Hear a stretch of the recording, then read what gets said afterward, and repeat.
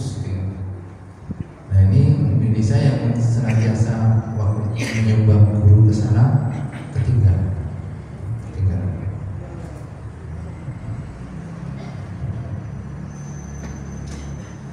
Nah ketika kita hidup di dunia ini,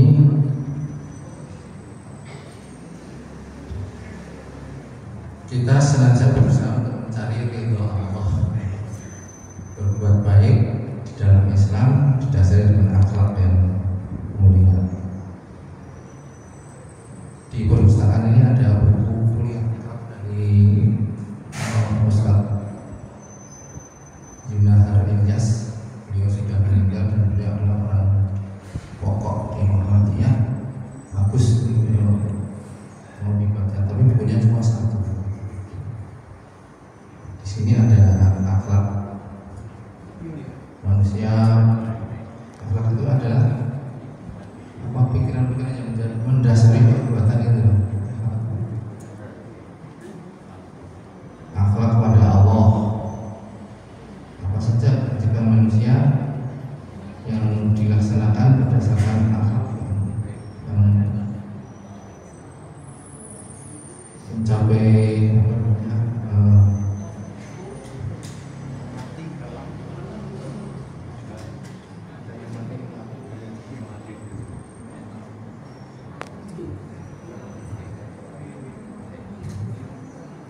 akhlak kepada Allah, dan ini merupakan salah satu dari unsur keimanan seorang yang seringkali diajarkan oleh Ustadz Yunianto ketika setiap malam Ahad. Akhlak terhadap Rasulullah, kemudian akhlak pribadi. Nah, tentang akhlak kepada pribadi itu, saya pernah membaca seorang dokter membuat buku dengan judul pokok adalah terapi penyembuhan cinta. Wah ini menarik. Jadi bahasanya manusia itu terdiri dari beberapa unsur yang kemungkinan nanti ketika menghadap Allah di waktu hisab mereka akan berbicara sendiri-sendiri. Dan kita sebagai manusia akhirnya kan merasa bahwa kita itu hidup ini tidak sendiri. Badan kita itu banyak merupakan makhluk Allah juga.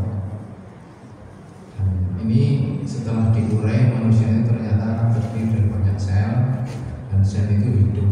Itu makhluk Allah. Ketika kita itu menjahati makhluk Allah, yaitu salah satu adalah anggota-anggota tubuh kita, mungkin di dalam ada jantung atau paru-paru. Bagaimana kita bisa menjahati mereka? Kita makan makanan yang mengutamakan lidah saja, tapi tidak mengingat organ tubuh kita. Jadi kita menjahati organ kita menjadi sakit. Nah, ketika untuk penyembuhan kita harus mencintai organ kita, artinya dengan entah diet, entah meminum sayur-sayuran yang bergizi untuk memberikan nutrisi pada anggota organ tubuh kita. Itu namanya perbuatan yang sayang pada organ tubuh kita. Itu buku tentang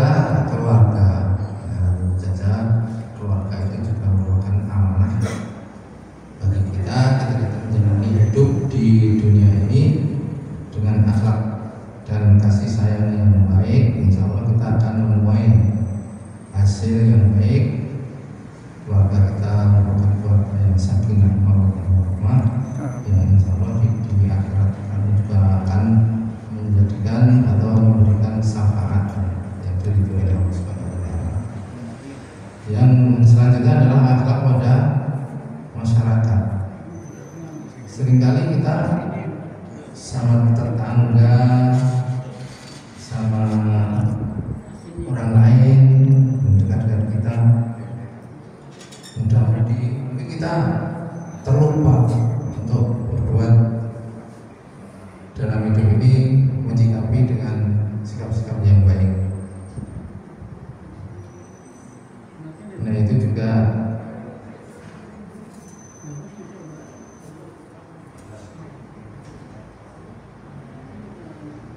akan menjadikan salah satu unsur untuk bagaimana membangun akhlak yang baik. Kemudian akhlak bernegara, berorganisasi dan sebagainya. Kalau dikecilkan berorganisasi, kalau yang besar bernegara, bagaimana harus menegakkan keadilan, bagaimana harus memberantas yang jahat, yang zalim, yang mungkar, kemudian membangun yang baik, membangun yang ihsan, kemudian menjadikan negara ini makmur. Nah, ini akhlak bernegara itu kita bisa menilai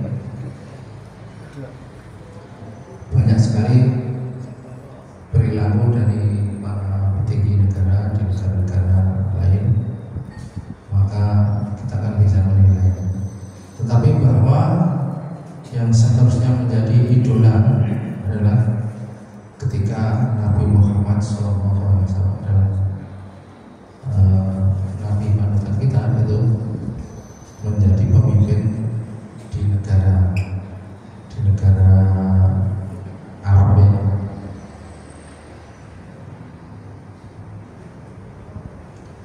Dan ternyata Bapak Ibu jamaah masih berusaha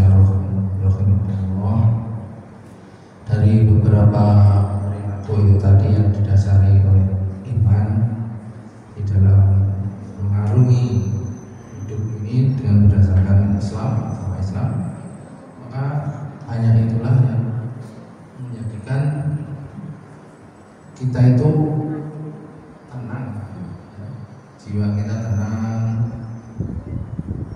tidak gelisah. Sudah banyak bukti bahwa dari agama-agama lain, orang tua ahlinya bukan main untuk menguasai agamanya masing-masing itu, dia itu sudah sampai mendalam. Tapi pada tataran yang tertinggi justru mereka bingung. Akhirnya apa? Dia pelajari agama lain, terutama agama Islam, jadi dia itu mendapatkan jawaban yang tidak didapatkan di agama-agama lain. Jadi alhamdulillah dalam Islam itu ternyata menyediakan ketenangan, kebahagiaan. Hanya saja kenapa di kita itu kok banyak sekali sih orang yang gelisah, senantiasa cakar-cakaran dan sebagainya. Itu salah satunya adalah karena tidak mendalami Islam ini dengan sebenar-benarnya. Bagi pejabat misalnya, wah kelihatannya udah haji berapa kali, ya. Terus dia itu kaya, ya. Ketika diselidiki kayanya itu bagaimana? Oh ternyata dan ternyata. Ini kebanyakan karena orang-orang itu ambisi terhadap dunia itu sangat banyak ya, ambisi terhadap dunia. Mungkin kita juga ada ambisi terhadap dunia itu, pengen cari duit sebanyak-banyaknya. Tapi hendaknya lah dijaga bagaimana cara mencarinya. Jangan sampai masuk di dalam sistem yang sistemnya itu sudah rusak. Nah, ini semoga di negara kita itu terbangun sistem yang kembali baik dan tidak rusak, sehingga seluruh warga negara itu bisa mencapai keadaan yang adil makmur dan setiap keluarga itu menjadi keluarga yang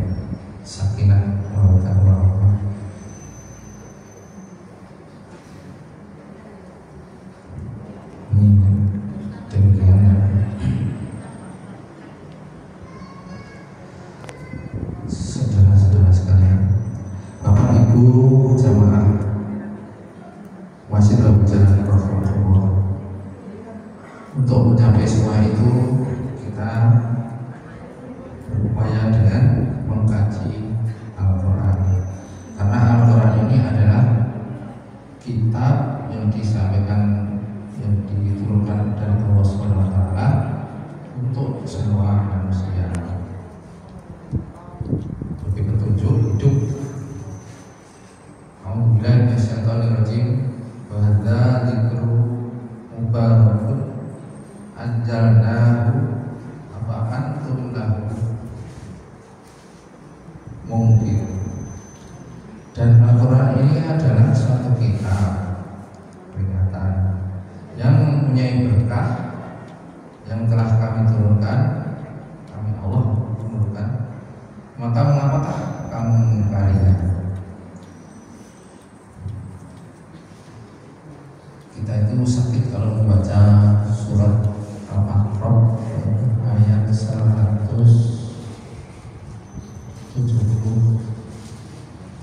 kalau salah, yang mengatakan kalau orang itu mengingkari ayat-ayat Allah itu ibaratnya seperti anjing. Anjing itu kalau diseru ya pengen cekok, nek orang diseru tidak ya pengen cekok. Jadi harganya turun. Kalau mencari ayat Al-Quran itu sepertinya itu dihinakan oleh Allah Subhanahu wa taala. Oleh karena itu sebisa mungkin semampu kita, marilah kita mumpung Ramadan ini kita pelajari Al-Quran sebisa-bisanya, sehingga insya Allah semoga menjadi orang yang senantiasa diridhoi oleh Allah Subhanahu wa taala. Nah, tadi itu merupakan 5 langkah untuk mencapai kita itu dalam hidup ini tenang ya, dan agamis ya. Pertama, yakin akan keadilan Allah yang mencukupi kehidupan kita. Tidak usah takut, tidak usah gelisah, Allah pasti ngasih karunia kepada kita untuk kita hidup. Kedua, ikhlas menerima seruan Allah. Ya, kita tetap menjalankan ketaatan yang diperintahkan Allah, termasuk puasa dan beribadah di bulan Ramadan ini semua. Dan tentunya mencegah hal-hal yang diharamkan atau dilarang oleh Allah Subhanahu wa taala. Musyrik, musyrik tidak boleh. Musyrik itu kan apa-apa kita diberikan oleh Allah, tapi kita menyembahnya pada selain Allah. Dosanya sangat besar. Kemudian taat dan rajin berdoa. Beribadah itu sendiri juga ada di dalamnya berdoa. Sholat itu kan semuanya doa. Kemudian yang keempat, senantiasa mencari ridha Allah. Kira-kira kalau kita akan berbuat sesuatu di dalam kehidupan ini, akan menyalahi enggak ajaran Allah, akan menyimpang tidak. Nah, ini hati kita itu diberikan bagaimana kita harus mempertimbangkan. Yang kelima, mengikuti Shiratal Mustaqim. Hampir sama ini, senantiasa berusaha mencari ridha Allah dan berusaha untuk mengikuti Shiratal Mustaqim. Shiratal Mustaqim itu apa tuh? Ketika kita masih hidup ini ya berhati-hati, jangan sampai menyimpang dari jalan yang lurus. Jalan yang lurus adalah jalan yang mengikuti jalan yang diperintahkan oleh Allah SWT. Taat kepada Allah, jangan membuat kerusakan di bumi. Menipu, curang itu kerusakan di bumi. Dan insya Allah untuk amalan-amalan yang baik ini apabila tetap ada di dalam satu lingkungan, Allah tidak akan mengazab satu lingkungan tersebut. Tapi kalau sudah dominan yang menyimpang dari ajaran Allah,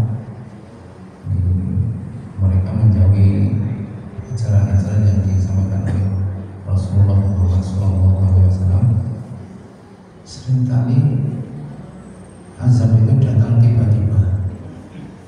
Kita ingat tsunami Aceh, ternyata sebagian kecil yang masih taat dibuktikan dengan berdiri tegaknya sebuah masjid di tepi pantai Bule ini. Lainnya pada ambruk semua. Kemudian juga di Gunung Lawu ketika meletus waktu itu, ada rumah yang senantiasa dipakai tempat pengajian anak tidak tertimbun abu, sementara yang lainnya itu rusak pasir. Kemudian juga kalau itu cerita lama di tahun 47 mungkin di Lekitang di mana itu Wonosobo, di mana satu kampung itu karena makmur hasil buminya itu melimpah, maka sekelompok orang di kampung itu berhura-hura, ada ledek, ngimping, pesta pora, kemudian ditimpa oleh Allah dengan potongan gunung ditimpakan di situ, semuanya tertimbun. Ini berita YouTube ini. Kemudian kalau yang belum lama kemarin itu di Gorontalo itu tanah kampung ambles ditelan bumi. Nah, cuman hanya seperti itu kan sebenarnya juga orang-orang yang beriman ikut juga. Tetapi hal ini tidak menjadikan sedih, karena Allah juga memberikan rambu-rambu bahwa orang yang beriman ikut di dalam azab itu nanti terpisah. Dia tidak akan serasa mendapatkan azab. Begitu azab akan menimpa itu, nyawanya sudah diambil terlebih dahulu. Seperti juga ketika istri Fir'aun yang namanya siapa? Asia, itu kan orang yang beriman, walaupun Fir'aun itu orangnya kafir, musyrik, malah jadi merasa menjadi Tuhan. Jadi dia orang yang membangkang pada Allah. Nah, kemudian dia menghukum istrinya dan diceburkan di dalam air yang mendidih. Tetapi sebelum diceburkan ke sana itu nyawa sudah diambil dulu oleh Allah Subhanahu wa taala dan ditempatkan di tempat yang mulia. Dia sebagai orang mukmin yang taat, orang Islam yang taat, dia diberikan tempat yang mulia oleh Allah Subhanahu wa taala. Kok zaman dulu ada Islam? Iya, semua nabi itu agamanya Islam, agama tauhid. Hanya saja yang sempurna ajarannya yang paling terakhir, yaitu ajaran Nabi Muhammad SAW. Islam yang apa yang sempurna. Semoga kita menjadi orang-orang yang bisa mengarungi seluruh kehidupan ini dengan Islam yang sempurna. Amin. Amin. Kita berusaha terus mau kita. Mungkin baru kali ini yang bisa kami sampaikan, atau ada isi menjelang berbuka puasa 3 menit.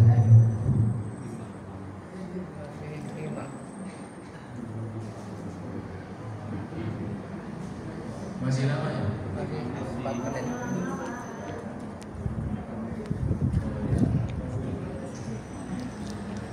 Nah, kita sampai di sini aja dulu. Marilah kita tutup ngobrol-ngobrol kita dengan baca doa kafaratul majlis. Subhanallahumma wa bihamdika asyhadu an la ilaha illa anta astaghfiruka wa atubu ilaik.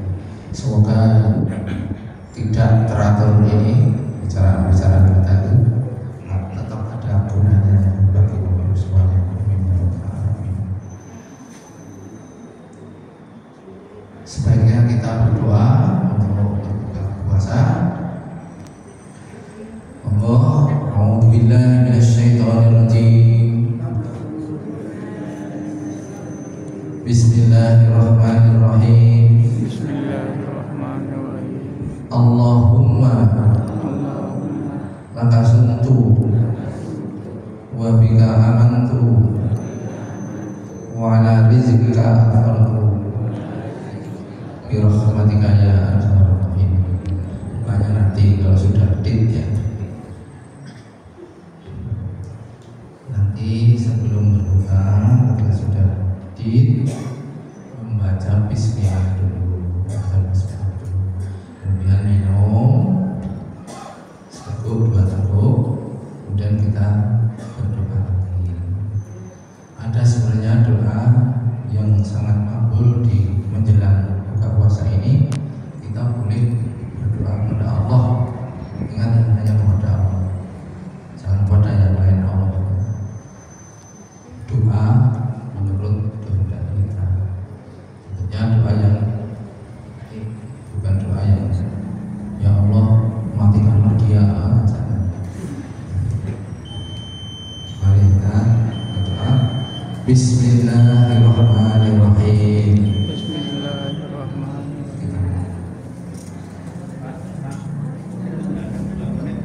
Maaf, dan 2 menit ya. Oh ya lupa. Ada yang udah minum rezeki. Nggak tahu apa-apa. Yang namanya lupa berbuka itu biar habis piring juga ada batal.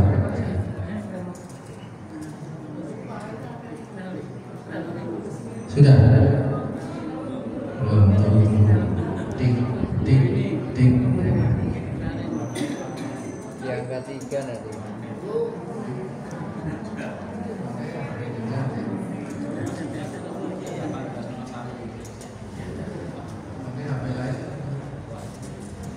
Masih lain belum? 1 menit lagi. 1 menit lagi. Berarti jamnya ini yang ini 2 menit. Ini 2 menit. roto jalan. Mantap.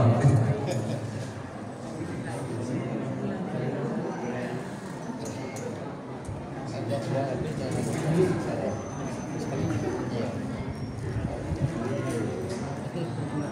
Lesko gede dewe. Raksasa.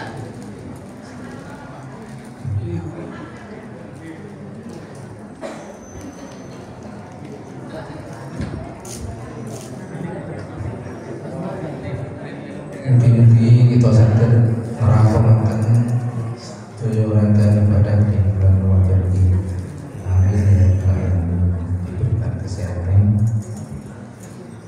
dan juga Ampun, sudah ya. Ampun. Monggo kita berdoa. Bismillahirrahmanirrahim. Kita minum.